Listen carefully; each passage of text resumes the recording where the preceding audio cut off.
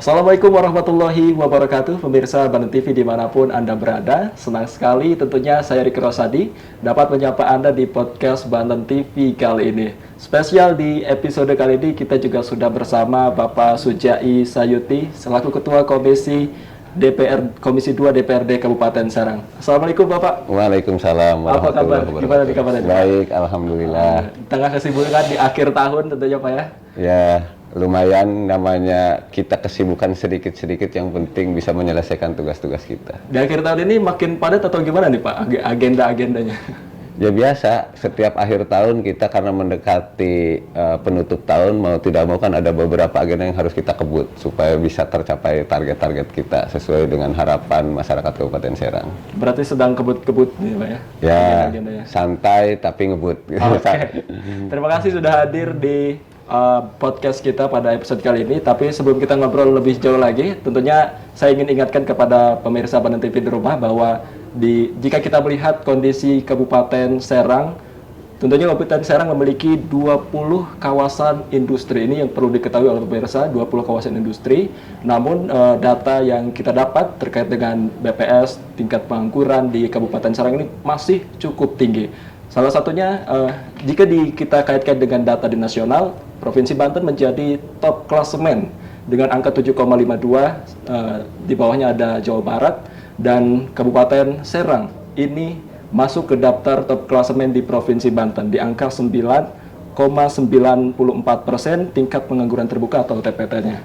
Jadi mungkin jadi persoalan nih Pak ya. Kita ingin mengetahui nih Pak, kita balik lagi ke Pak Sayut ini. Kita ingin mengetahui sebenarnya kondisi real yang ada di Kabupaten Serang ini bagaimana nih Pak melihat tingkat pengangguran yang cukup tinggi gitu, bahkan top klasemen gitu di Provinsi Banten.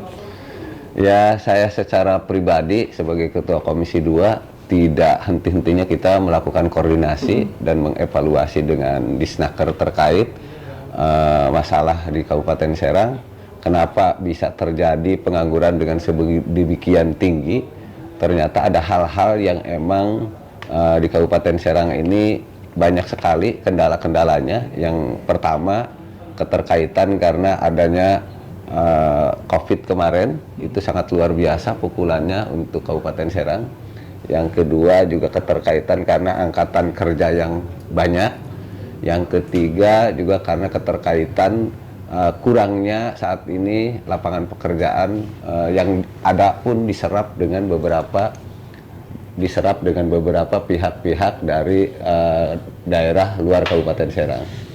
Yang pertama contoh, kenapa di Snaker kita sampai tanyakan terkait dengan pengangguran tinggi ini, ternyata adanya COVID dengan jumlah padat karya di Kabupaten Serang yang sekian banyak, sehingga terjadinya ada pengangguran sekian banyak, adanya COVID, barang-barang yang untuk ekspor ke luar negeri, contoh pabrik sepatu, itu ternyata sampai memutus hubungan kerja sekian ribu orang, sekian ribu tenaga kerja, sehingga itu mempengaruhi sekali terhadap masyarakat Kabupaten Serang. Banyak juga berarti Pak ya? Banyak akibat dari COVID, karena barang yang mereka produksi ternyata tidak diterima di sana atau tidak ada pemesan baru. Karena Eropanya lagi gunjang-ganjing, COVID di mana-mana, sehingga daya beli di sana juga lagi turun. Mau tidak mau otomatis menambah pengangguran. Yang kedua, keterkaitan tadi bahwa adanya serapan tenaga kerja, beberapa perusahaan yang emang membuka lowongan kerja, tapi lebih banyak yang diserap dari luar Kabupaten Serang. Karena dengan adanya via online, adanya lowongan via di via online itu ternyata banyak lamaran-lamaran dari pihak luar yang masuk ke Kabupaten Serang, sehingga banyak dari masyarakat Kabupaten Serang yang belum terserap. Yang ketiga, keterkaitan dengan salah satunya yang saat ini saya tanya ke beberapa tempat, adanya Omnibus Law juga bukan menambah investasi makin banyak di Kabupaten Serang.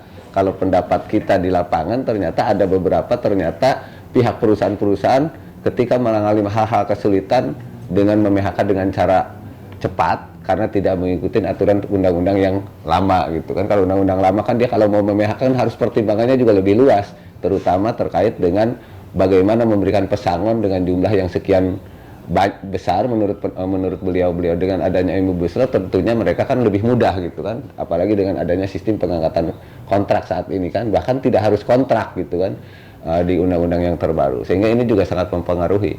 Dan yang terakhir, angkatan kerja kita ini kan di Kabupaten Serang dengan 29 kecamatan, 326 desa, ini setiap lulus sekolah angkatan kerja dan dengan lulusan perguruan tinggi juga sangat luar biasa. Tapi membludak ya. Sangat membludak.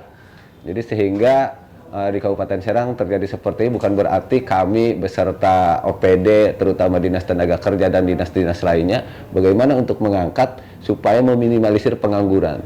Makanya kami menyarankan kepada teman-teman membuka yang namanya bikin vokasi pelatihan, SLP, kerjasama dengan BLK untuk supaya jangan sampai ketika ada lowongan kerja di Kabupaten Serang, ada investasi masuk ke Kabupaten Serang, membuka lapangan kerja, jangan sampai masyarakat Kabupaten Serang itu tidak siap, sehingga yang diserap akhirnya dari luar Kabupaten Serang.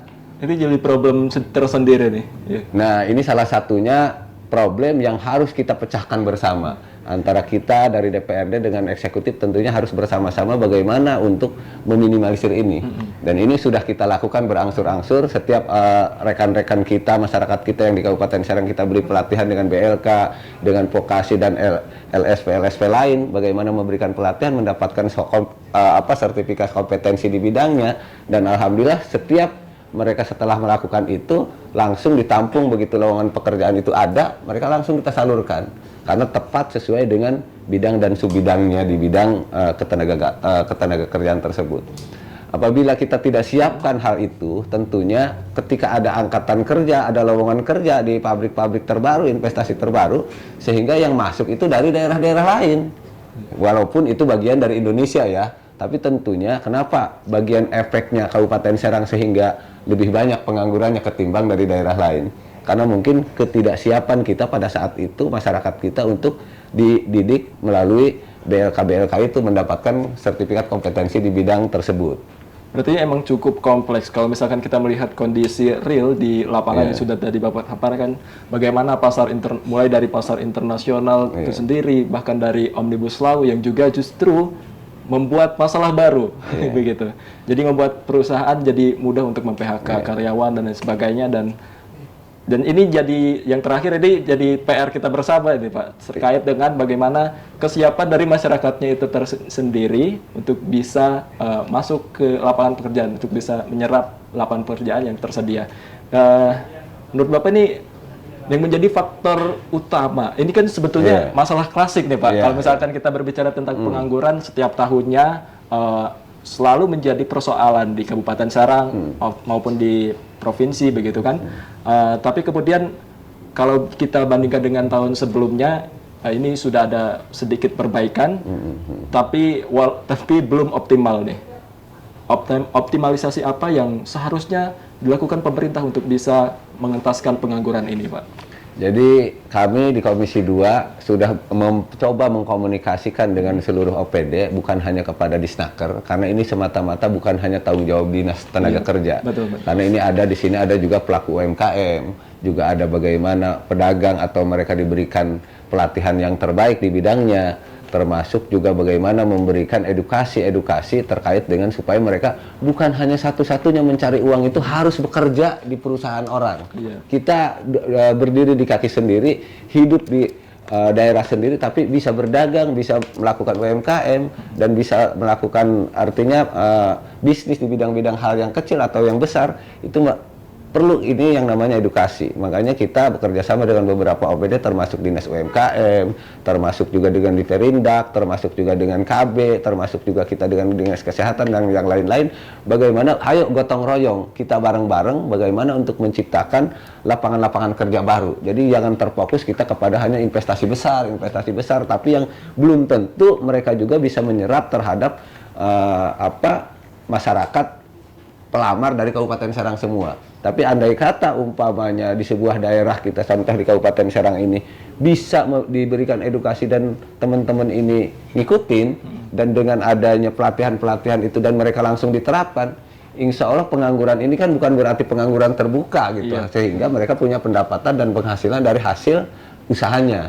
Contoh saat ini kan kita alhamdulillah udah punya UMKM kan kurang lebih dari 400 UMKM yang kita jalanin. Kita seperti dengan Dinas Tenaga Kerja memberikan pelatihan menjahit sehingga mereka bisa melakukan bagaimana untuk industri rumah tangga bisa menjahit dengan tetangga dan masyarakat, dan bahkan ada yang mau bikin baju dan sebagainya, membuka konveksi, dan juga ada yang kita bikin kopi robusta, kopi lain-lain. Kita adakan pelatihan seperti itu, dan itu kerjasama juga dengan BLK, dengan LSP.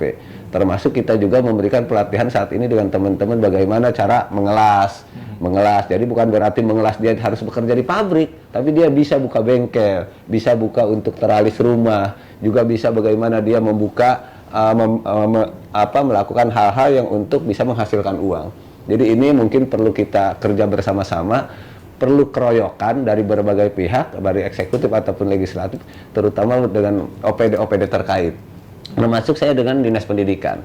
Makanya dengan Dinas Pendidikan diusahakan bagaimana setiap masyarakat, setiap pendidik, para guru, bagaimana menjiwai supaya anak-anak kita itu yang tidak dilanjutkan kepada perguruan tinggi, kita diusahakan supaya memiliki skill pada saat di sekolah. Apakah beliau itu punya keahlian umpamanya perbengkelan, ataukah dia dididik di wirausahanya, apakah dia bagaimana cara untuk bagaimana berdagang. Nah ini hal-hal bagaimana yang kita belum begitu masif di Kabupaten Serang mungkin ya, kalau dibandingkan dengan kota-kota besar lainnya. Kalau kayak di Jakarta, di kota Bandung umpamanya kan benar-benar kreatif ya, kreativitas itu benar-benar dijunjung tinggi, sehingga mereka begitu lulus sekolah atau lulus perguruan tinggi bukan berarti cari lamaran kerja ke sana kemari, tapi bagaimana saya bisa produktif, bisa menghasilkan uang untuk biaya hidup dia, untuk biaya hidup keluarganya, sehingga pengangguran terbukanya tidak terlalu banyak gitu seperti saat ini.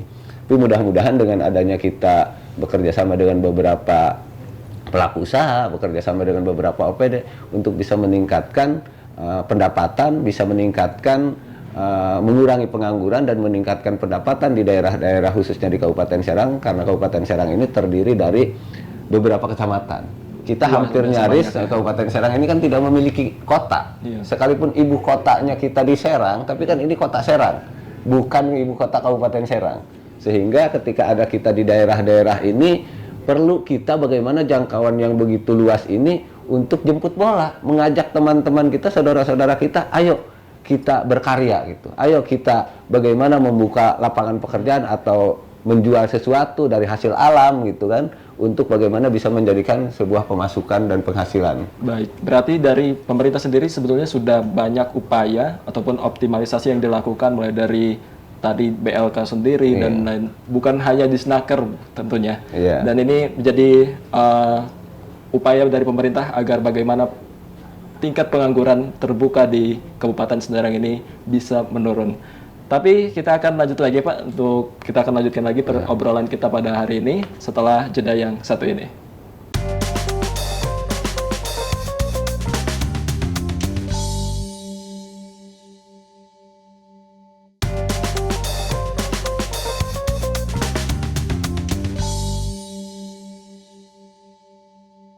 Terima kasih Anda masih bersama kami pemirsa Banten TV di podcast Banten TV bersama dengan Ketua Komisi 2 DPRD Kabupaten Serang Pak Sayuti. Dan tadi kita sudah berbincang terkait dengan pengangguran terbuka terbesar di Provinsi Banten, dan kita melihat bagaimana kondisi real yang ada di Kabupaten Serang. Ini ingin yang saya tanyakan nih Pak, kalau misalkan terkait dengan investasi yang cukup besar, kita punya data sekitar 7,34 triliun investasi yang masuk ke kita, dan juga ini yang dipertanyakan adalah adakah syarat khusus untuk pihak yang berinvestasi di Kabupaten Serang seperti persentase tenaga kerja lokal ataupun yang lainnya begitu? Jadi emang ada syarat tapi tidak bisa menggigit kan. Karena apa? Saya salah satu orang yang pertama memprakarsai ingin memiliki raperda tentang perlindungan ketenaga kerjaan atau lowongan pekerjaan terhadap masyarakat lokal di Kabupaten Serang. Tapi ternyata setelah saya konsul dengan pihak Kemenkumham, itu ditolak. Jadi tidak bisa, karena bagaimanapun kita tidak bisa punya raperda atau perda yang bertentangan dengan pemerintah pusat. Karena Indonesia ini bukan hanya Kabupaten Serang. Indonesia ini terdiri dari sekian provinsi dan sekian ratus kabupaten kota. Sehingga tidak bisa kita membuat barrier atau pembatasan seolah-olah bahwa ketika investasi masuk ke Kabupaten Serang lebih prioritas dengan aturan yang tertulis untuk masyarakat Kabupaten Serang. Itu ternyata nggak bisa. Jadi baru saat ini ada perda kita bagaimana di Kabupaten Serang ketika akan membuka lowongan pekerjaan para investasi yang masuk ke Kabupaten Serang lebih mengutamakan untuk membuat kartu kuning dari pencari kerjanya melalui Kabupaten Serang. Itu saja artinya yang udah dilakukan saat ini di perda kita, dan itu yang sayangnya itu hampir semua pelaku usaha yang berinvestasi di Kabupaten Serang hampir tidak mengindahkan itu. Sementara untuk membuat sanksi pun kami tidak memiliki sanksi yang besar atau yang berat untuk mereka. Sehingga wajar ketika masuk investasi ke Kabupaten Serang dengan jumlah sekian, bahkan sekian pabrik, sekian industri, akhirnya yang diserap orang-orang luar. Karena secara kemampuan SDM, mereka umpamanya membuat nilai sama. Nah, kita di Kabupaten Serang umpamanya dibandingkan dengan di kota Bandung, umpamanya kota Jogja, yang emang mereka SDM-nya lebih bagus dari kita, yang dicari umpamanya nilainya harus sekian, otomatis kita akhirnya tersalip lagi. Yang masuk sehingga orang-orang jauh, sehingga tidak begitu maksimal dari masyarakat Kabupaten Serang untuk diserap terhadap tenaga-tenaga ahli di bidang tersebut, di bidang investasi yang emang menghususkan kekhususan gitu. Karena kita mungkin secara kompetensi mungkin jauh ya, karena satu dari Kabupaten Serang mengadu dengan seluruh rakyat masyarakat Indonesia yang emang masing-masing punya keahlian dan emang punya kemampuan di bidang tersebut. Jadi ini juga salah satu kendala yang kenapa kita masyarakat Kabupaten Serang sekalipun investasinya banyak ke masuk Kabupaten Serang, tapi kenapa penganggurannya lebih banyak di Kabupaten Serang? Karena kita kan, karena kita bagaimanapun tidak bisa bertentangan dengan undang-undang yang lebih tinggi, terutama dengan peraturan perundang-undangan yang ada di atasnya, terutama peraturan pusat. Karena kita tidak bisa membatasi orang Pandeglang jangan kerja di Kabupaten Serang, orang Bandung atau orang Tangerang jangan kerja di Kabupaten Serang, lebih prioritas umpamanya Kabupaten Serang sekian persen, itu kita nggak bisa bikin peraturan tersebut. Berarti upaya-upaya itu sebenarnya sudah ada. Bahkan itu sudah kita mencoba untuk membuat perda tersebut, tapi tidak bisa. Inisiasinya hanya lewat pembuatan kartu kuning, dan itu pun masih kurang optimal. Masih kurang optimal, karena banyak perusahaan-perusahaan emang yang nakal, bahkan membuka loker lewat online, sehingga ketika yang melamar juga lewat online, apa kita tahu bahwa mereka itu punya membuat kartu kuning di tempat kita, di Kabupaten Serang? Belum tentu, bahkan banyak saya menanyakan, ada beberapa emang yang sudah masuk kerja, bukan dari Kabupaten Serang, kita tanyakan ke pihak industri, ternyata pihak industri belum, Pak. Ya udah, akan kita susulkan, kita bikin. Jadi setelah kerja baru mereka mau dibikinkan. Seharusnya kan sebelum kerja mereka melamar, datang dulu ke Disnaker bahwa saya mau melamar kerja di perusahaan yang ada di Kabupaten Serang, mau bikin kartu kuning, sehingga dia baru melamar. Nah, kalau pihak investor itu konsisten dengan melakukan perda kita bahwa setiap yang mau melamar harus mencantumkan kartu kuning dari Kabupaten Serang, insya Allah itu pasti akan terserap lebih banyak dari masyarakat Kabupaten Serang. Tapi karena ini ketika dibuka lowongan kerja, mereka tidak melakukan itu. Bahkan ketika kita mau sanksi pun kita tidak memiliki sanksi. Sehingga kita agak sedikit repot juga ya, karena banyak investor-investor yang tidak konsisten kepada niat awal mereka berinvestasi. Kalau bahasa lisan sih, siap. Saya akan memberikan investasi dan menyerap tenaga kerja sebanyak-banyaknya buat masyarakat Kabupaten Serang. Tapi realitanya, tapi prakteknya tidak pernah itu sesuai dengan yang dijanjikan, dan realisasinya selalu meleset. Bahkan mereka dengan alasan, kenapa tenaga kerja banyak dari luar daripada Kabupaten Serang? Dengan alasan karena mereka lebih punya kompetensi, mereka lebih mampu, mereka nilai punya lebih tinggi. Jadi sehingga dari hal ini kami tidak bisa berbuat apa-apa untuk melakukan barrier-barrier atau memberikan sanksi terhadap para investor yang nakal itu. Gitu. Jadi tentunya menjadi persoalan besar dan semoga bisa tepat teratasi dan ya bisa ditindak lah, apalagi untuk para pengusaha ataupun investor yang nakal dalam tanda kutip. Insya Allah kita bersama-sama dengan eksekutif bagaimana untuk menindak itu supaya mereka lebih menghargai terhadap masyarakat Kabupaten Serang, dan supaya bisa terangkat pengangguran ini lebih minimal di Kabupaten Serang dan lowongan kerja juga lebih maksimal untuk masyarakat Kabupaten Serang. Oke, terkait dengan pengangguran kita sekarang beralih nih Pak, dengan kondisi Kabupaten Serang tentunya tadi persoalan dengan pengangguran yang banyak begitu, dan juga ada kita baru masuk musim peralihan. Sebelumnya kita juga sempat mengalami fenomena musim kekeringan yang cukup panjang. ada juga fenomena El Nino yang membuat beberapa lahan, bahkan di Provinsi Banten ini Kabupaten Serang juga menjadi kabupaten dengan lahan luas hektar yang paling banyak terdampak kekeringan begitu. Dari kacamata Anda Pak, sebagai kabupaten dengan salah satu lumbung padi terbesar di Provinsi Banten, tentunya fenomena El Nino ataupun musim kekeringan ini menjadi problem tersendiri nih. Bagaimana pendapat Anda ataupun pendapat Bapak dari kacamata Bapak melihat kondisi pertanian di Kabupaten Serang saat musim kemarau kemarin? Pada saat musim kemarau kemarin emang ini sangat miris terhadap para pelaku petani ya. Karena banyak juga yang mengadukan kepada kantor kita, ke komisi kita, keterkaitan pertanian ini. Yang pertama karena kekeringan yang terlalu panjang sehingga musim tanam mereka sehingga harus tertunda. Yang kedua, pada saat musim tanam tertunda, mereka juga sehingga pendapatan mereka satu-satunya kan dari pertanian. Sehingga mau tidak mau, kemiskinan berarti kan akan bertambah. Dengan untuk itu, kita bagaimana mencoba untuk mensiasati dengan kawan-kawan itu memberikan stimulan bantuan-bantuan yang sifatnya bagaimana supaya sektor pertanian ini tetap bisa bertahan dan bisa lebih baik lagi. Yang pertama, bagaimana memperbesar pupuk subsidi.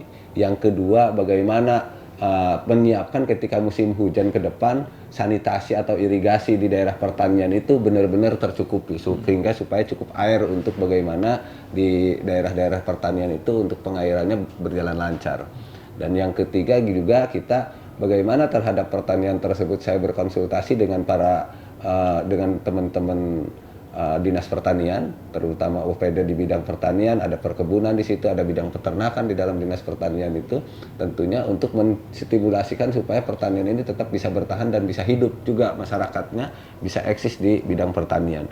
Bahkan saat ini kita lagi menggalakkan bagaimana pemuda pertanian. Jadi bukan hanya pemuda ini tujuannya satu mencari kerja. Padahal lahan pertanian sangat terbuka untuk bisa digarap dan ini bisa menghasilkan pendapatan yang maksimal. Alhamdulillah kami bertukar pikiran beberapa kali rekonsiliasi dengan pemuda petani. Mereka udah ada beberapa tercetus di beberapa daerah, khususnya di daerah Mancak, Cinangka, Anyar, Pabuaran. Alhamdulillah ada masyarakat yang masih muda ingin terjun kepada pertanian dan saat ini ekonominya lumayan bagus karena mereka lebih tertata, manajemennya lebih bagus ketimbang dengan petani-petani yang emang belum siap secara keilmuannya gitu kan. Dan fenomena kemarin dengan adanya El Nino yang begitu panjang terkait dengan buffer stok, terkait dengan jumlah petani yang ada di Kabupaten Serang, kalau umpamanya berpikir saat ini tidak ada regenerasi, yang saya pikirkan bagaimana ke depan untuk ketahanan pangan di Kabupaten Serang. Bukan masalah lahan, kalau lahan saya udah berkonsultasi bahkan dengan kementerian, setiap daerah itu ternyata udah punya hitungan. Berapa, punya hitungan masing-masing di setiap daerah. Berapa stok pangan atau stok pertanian luas lahan di Kabupaten Serang untuk industri, berapa luas lahan untuk pertanian, itu udah dihitung. Termasuk seperti dengan di Indramayu, di Karawang, dengan di Serang, itu tentunya berbeda-beda. Berapa untuk kawasan industri, berapa untuk kawasan pertanian. Dan kalau menurut perhitungan itu Kabupaten Serang ini termasuk kategori aman untuk pertanian dengan luas lahannya. Walaupun saat ini ada beberapa industri yang masuk ke lahan yang udah di revitalisasi menjadi tata ruangnya menjadi tata ruang industri gitu ya. Tapi untuk pertaniannya tetap masih aman karena itu hasil konsultasi kita juga kepada Kementerian Pertanian pada saat itu. Nah, yang terakhir tentunya terkait dengan di pertanian ini sangat masa depannya sangat bagus menurut saya untuk ke depan apabila ini digarap dengan maksimal. Karena ada beberapa mungkin yang hanya belajar bertani dengan hanya otodidak saja. Kalau dulu mungkin orang tua kita kan bertani, mungkin ketika hamparan luas sawah sekian akan menghasilkan kan sekian. Ketika dengan edukasi dan dengan teknologi yang canggih saat ini, ternyata bisa menghasilkan 2-3 kali lipat dari yang saat itu digarap sama masyarakat kita. Contohnya kan ada yang namanya bertani sayuran, tapi dia bisa bertingkat dengan luas lahan sesempit-sempitnya, tapi bagaimana dengan menghasilkan setinggi-tingginya. Dan yang terakhir juga terkait dengan adanya diwajibkan setiap desa memiliki ketahanan pangan. Artinya ini bagian hal yang baik tentunya, paling tidak di desa masing-masing ketika desa tersebut adalah daerah pertanian, fokuskan bagaimana membuat ketahanan pangan untuk warga dan masyarakatnya di desa tersebut. Ini bahkan udah ada alokasi anggarannya dan alokasi dananya. Tinggal bagaimana kepala desa ini kita ajak bersama-sama untuk membangun desanya supaya benar-benar tercetus bahwa desa ini fokus kepada pertanian ini dan benar-benar untuk ketahanan masyarakatnya dan berkelanjutan, bukan hanya pada saat itu saja gitu kan. Ingin berkelanjutan bahkan bisa terus-menerus gitu kan. Itu harapan kita untuk di semua Kabupaten Serang, di seluruh desa di Kabupaten Serang. Beda mungkin kalau yang desanya daerah laut, mungkin ketahanan pangannya mungkin berhubungan dengan kelautan. Beda mungkin yang ada di perkotaan, mungkin ketahanan pangannya dibikinnya mungkin dengan perdagangan atau main di UMKM yang lainnya. Tapi kalau khusus untuk pertanian, harapan saya, harapan kami di Komisi 2, fokuskan kepada bagaimana ketahanan pangannya ke pihak pertanian. Karena ada salah satu desa yang saya pernah cek di lapangan, bahkan memiliki sawah itu khusus, bukan sawah itu dari Bengkok. Mereka mengalokasikan menyewa lahan sampai 25 hektar khusus untuk ketahanan pangan di desanya. Berarti fokus di ketahanan pangan. Dan pemerintah sendiri juga sudah melakukan optimalisasi dan juga sudah ada hitungan tersendiri bahkan ketika ada peralihan dari lahan pertanian ke lahan industri ini sudah ada hitungan sendiri, sudah berkonsultasi juga dengan Dinas Pertanian dan untuk ketahanan pangan dipastikan aman, Pak. Insya Allah, karena bagaimanapun ini kan ketika Kabupaten Serang itu akan melakukan dan memperluas tata ruang umpamanya terkait dengan industri, pasti berkonsultasi juga dengan Kementerian Pertanian dan termasuk dengan pusat ya. Karena bagaimanapun jangan sampai ke depan artinya punahnya pertanian, kita tidak siapnya ketahanan pangan untuk ke depan. Dan itu sudah dikonsultasikan masing-masing daerah, emang antara lahan pertanian dengan industri emang stoknya kan berbeda-beda. Baik. Tapi untuk Kabupaten Serang insya Allah aman, karena itu selalu dikonsultasikan ketika kita akan menyetujui raperda seperti perluasan tata ruang industri gitu. Pasti kita konsultasikan. Itu sudah dikonsultasikan. Ini mungkin karena kita juga sudah beberapa menit, tak terasa nih Pak, obrolan kita juga sudah beberapa menit. Terakhir mungkin apa yang ingin disampaikan?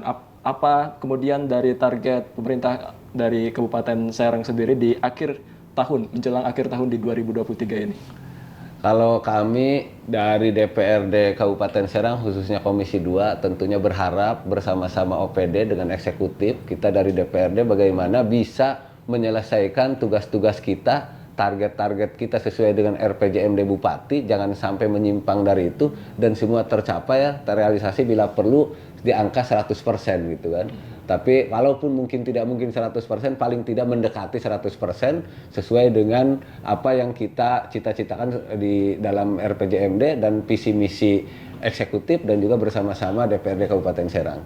Sehingga ke depan ketika udah mengalami dan mencapai target-target itu, insya Allah kesejahteraan di Kabupaten Serang akan meningkat terhadap masyarakat Kabupaten Serang, dan juga pengangguran akan ditekan sedemikian rupa bagaimana supaya benar-benar menurun, dan lapangan pekerjaan terbuka lebar, dan bagaimana pelaku UMKM juga bisa maju dan sukses untuk bisa meraih mendapatkan pendapatan yang lebih tinggi.